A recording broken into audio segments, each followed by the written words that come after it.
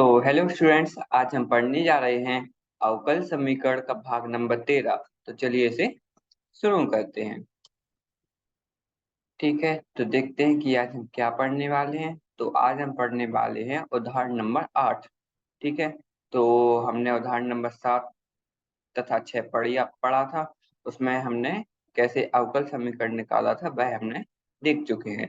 ठीक है, तो आप उन उदाहरणों को जरूर करके आइएगा ताकि आपसे यह उदाहरण बहुत ही आसानी से हो जाए। ठीक है, तब आप क्या कीजिए, एक बार वीडियो यहीं पे रोकिए, उदाहरण नंबर 8 को पढ़िए तथा आप उसको हल करने की कोशिश कीजिए। अगर आपसे हल हो जाता है तो अच्छी बात है, वरना आप यहाँ पे आके हल देख सकते हो। ठीक है, ओके, चलिए इसे शुरू करते हैं। तो ऐसे परवलयों के कुल को निरूपित कीजिए। तो परवलयों के कुल को हमें निरूपित करना है। ठीक है, करने वाला अवकल समीकरण ज्ञात कीजिए। तो उसके अवकल समीकरण को हमें निकालना है। अब परवलयों के कुल जो होगा, उसके कुल को बनाने के लिए हमारे पास एक समीकरण होगी।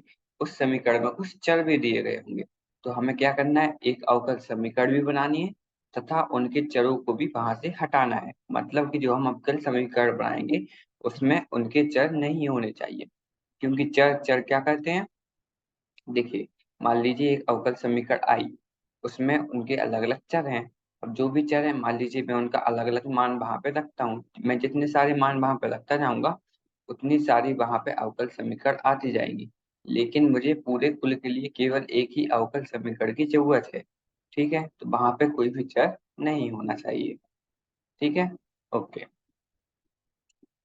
जिनका शीर्ष मूल बिंदु पर है, तो उनका शीर्ष हमारा मूल बिंदु पे है, हमें दिया गया है। ठीक है, तथा जिनका अक्ष धनात्मक एक्स अक्ष की दिशा में है, तो उनका अक्ष कहाँ पे है? धनात्मक एक्स अक्ष, मतलब कि नेगेटिव एक्स अक्ष की दिशा में है। ठीक है, ओके, तो चलिए इनका हल देखते हैं। मान लीजिए कि उपरोक्त चर्चित परवलयों के कुल को पी से निर्दिष्ट किया जाता है। ठीक है, और उस कुल के किसी सदस्य की नाभि ए कोमा जीरो पे है। तो उनकी नाभि उन लोगों ने कहाँ जोड़ी थी? ए कोमा जीरो पे। ठीक है, ओके। अब ए कोमा जीरो क्यों आया? देखिए, इसलिए आया क्योंकि वहां पे बाई का मान जीरो है। बाई का मान जीरो क्यों है? मान लीजिए यह बिंदु है, मैं एक्स एक्सिस पे किसी भी बिंदु को देख लूं, यहाँ पर चाहे यहाँ पर मान लीजिए यह ए दूर है या टू ए दूर है, कहीं पे भी कोई बिंदु को देख लूं तो वहां पे बाई का मान जीरो आने वाला है। इसलिए मैंने इस बिंदु को ए कॉमा जीरो जीरो मान लिया है। ठीक है, जिसमें ए एक धनात्मक स्विच अचर है। इन्होंने यहीं पे बता दिया है कि यह एक धनात्मक स्विच अचर है। ठीक है, तो माइनस ए वगैरह लेने की जरूरत यहाँ पे नहीं है। धनात्मक, ठीक है।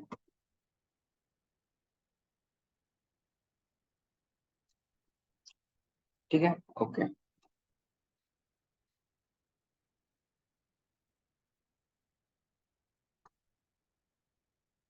आप कितनी 9.5 देखिए, इसके कुल पी का समीकरण है। ठीक है, मैं देखते हैं क्या है। 22 का बराबर 4x, जो हमारा 22 का बराबर 4x है, यह हमारी समीकरण थी। ठीक है, अब देखिए यह बनता कैसे? यहाँ पर आप बाई और एक्स का मान रखकर कुछ इस तरीके से एक समीकरण तो बना लोगे। ठीक है, आपने बना ली।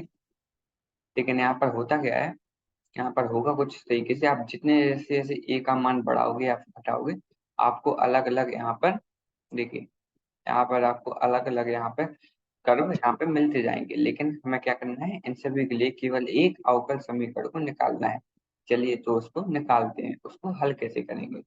अब देखिए, यहाँ पे 22 का बराबर 4x है। ओके, इसको आपने क्या किया, बाई और एक्स की वैल्यू यहाँ पर रखी। आप रखोगे तो आपको कुछ इस तरीके से मिल जाएगा। लेकिन आप देखोगे, आपको वहां पर 4a दिया गया है तथा हमारे पास ए यहाँ पर दिया गया है। तो ए चर को हमें यहाँ पर हटाना है। तो ए चर को चलिए देखते हैं कि हम कैसे हटाने वाले हैं।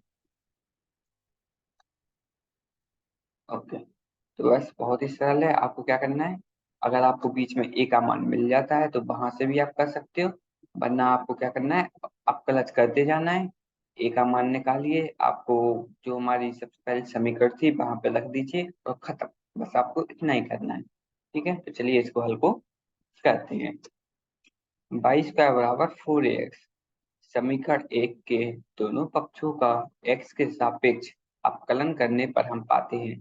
तो x के सापेक्ष हमने अवकलन किया, ठीक है, y² का अवकलन कीजिए, क्या होगा, y² का हो जाएगा 2y, साथ में आ जाएगा dy बटा dx। ठीक है, कुछ इस तरीके से आगे जाएगा। और फिर है हमारा 4ax, 4ax x का प्लस हो जाएगा 1, और बाय हमारा 4a का 4a ही रहेगा। ठीक है, कुछ इस तरीके से आ जाएगा। 2 dy बटा dx बराबर 4a, यह हो जाएगी हमारी समीकरण नंबर 2। अब हमें क्या करना है, चलिए देखते हैं। यहाँ से आप बस a का मान निकाल लीजिए। a का मान आप निकालेंगे तो देखिए 4a का मान यहाँ से कितना आ जाएगा, 4a का मान यहाँ से आ जाएगा 2/dy बटा dx। अब आपको क्या करना है, 4a का मान यहाँ पर y² बराबर 4ax था, 4a का मान यहाँ पर रख दीजिए। ठीक है, चलिए रखकर देखते हैं। तो समीकरण 2 से 4a का मान समीकरण 1 में रखने पर हम पाते हैं, समीकरण 2 जो था वहां से हमने 4a का मान निकाला, 4a का मान आया हमारा 2/dy बटा dx। ठीक है, y² बराबर था हमारा 4ax, तो 4a की जगह आपने इसका मान रख दिया है, तो यह आ गया y² बराबर 2/dy बटा dx में उसके साथ x का गुणा है। जब आप इसका अंदर गुणा करोगे तो यह आ जाएगा y² 2/dy बटा dx, और इसके साथ x का गुणा आप करोगे तो यहाँ पर से आप 2xy को लिख सकते हो। ठीक है, 2xy आप लिख लीजिएगा। और अब आप नीचे आओ तो y² माइनस का 2xy dy बटा dx बराबर 0। ठीक है, बस आपको इतना ही करना है।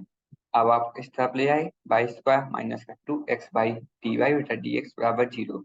मैंने आपको बताया था इसको चेक कैसे करना है, तो इसको चेक आप बहुत ही आसानी से कर सकते हो। आपको देखिए, आप यहाँ से से काट दीजिए, तो बराबर हो गया 2x dy बटा dx। ठीक है, अब dx वाले को dx के साथ रहने दीजिए और dy वाले को dy के साथ रहने दीजिए, तो यह आ जाएगा dy बटा y, और वहां पर आ जाएगा हमारा dx बटा 2x। अब जब इसको हल करोगे तो वापस से हमें y² बराबर 4ax यहाँ पर मिल जाएगा। ठीक है, यह तो हमारा पक्का है कि y² बराबर 4ax यहाँ पर मिलने वाला है। ठीक है, तो आप वापस से एक बार इसको हल करके जरूर देख लीजिएगा।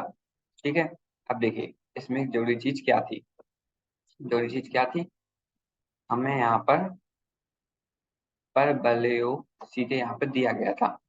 अब आपको मान लीजिए यहाँ पे मैं सीधी रेखा कुछ भी दे दूं, तो यहाँ पर हमारा जो 22 बराबर 4ax था,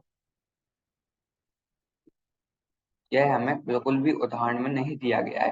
तो यह भी आपको ध्यान रखना है कि जो भी हमें वहां पे चीज दी गई हो, उसमें हमारा जो भी मतलब कि हमें दिया गया है, जैसे यहाँ पे परवलयो दिया गया है, तो वहां पर उसकी समीकरण कैसी होती है। ठीक है, 22 बराबर 4x, मैं मान लीजिए मुझसे बोला जाए यहाँ पे हमें कोई भी ऐसी सीधी रेखा के कुल को निरूपित करने वाले, सीधी रेखा, अब सीधी रेखा की आपको मान लीजिए सीधी रेखा की बहुत ही सरल है, जो है हमारा 22 एम एक्स प्लस सी।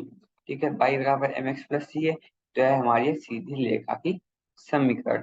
तो सीधी रेखा की समीकरण या फिर किसी भी जो हमें कर्व दिया गया है, जैसे यहाँ पे परवलय दिया गया था, उसकी समीकरण, यह समीकरण हमें कैसे निकालनी है वह आपको ध्यान रखना था। और फिर दूसरी जरूरी चीज क्या है कि उसकी मूल बिंदु कहाँ पर है। अब मूल बिंदु कहाँ पर है वह हमें पता चल जाता है, तो उससे क्या होता है, देखिए जैसे यहाँ पर मूल बिंदु कहाँ पर है उसकी, धनात्मक एक्स अक्ष पर, धनात्मक एक्स अक्ष पर मूल बिंदु का फायदा बताइए क्या हुआ। फायदा यह हुआ कि हमने उसके मूल बिंदु को 1,0 मान लिया है। 1,0 मानने से क्या होगा, यहाँ पे बाई हमारा चला गया, मतलब कि बाई का यहाँ पे मान है ही नहीं, केवल एक्स का मान है जो है यहाँ पर ए। ठीक है, तो इसकी वजह से हमारे जो चर कितने आए, चर आया है केवल हमारी समीकरण में एक ही, तो एक चर हटाने में ज्यादा आसानी होने वाली थी, तो एक चर हमारा आसानी से हट गया है। ठीक है, इसलिए हमने हम यहाँ पर आगे निकाल कर इसका अवकलज किया है एक्स के सापेक्ष में, और हमें अंतिम में हमारी समीकरण मिल गई है y² माइनस का 2xy dy बटा dx बराबर 0। यही हमारी समीकरण नंबर 3 है, और हमारे दिए हुए परवलयों के कुल का अवकल समीकरण है। तो एक कुल के आपका समीकरण हम निकाल चुके हैं। क्योंकि यहाँ पे ए बी कुछ भी हमारा चर नहीं बचा है, तो यह हमारे पूरे कुल के लिए केवल एक ही अवकल समीकरण हो जाएगा। ठीक है, ओके। तो आज हम उदाहरण नंबर 8 पढ़ चुके हैं। बहुत ही साधारण मतलब उदाहरण था, जो हमने उदाहरण नंबर 7 तथा 6 में देखा था, कुछ उसी तरीके का था। तो बहुत ही सरल था, बस आपको इसको एक बार और करना है अपनी कॉपी में।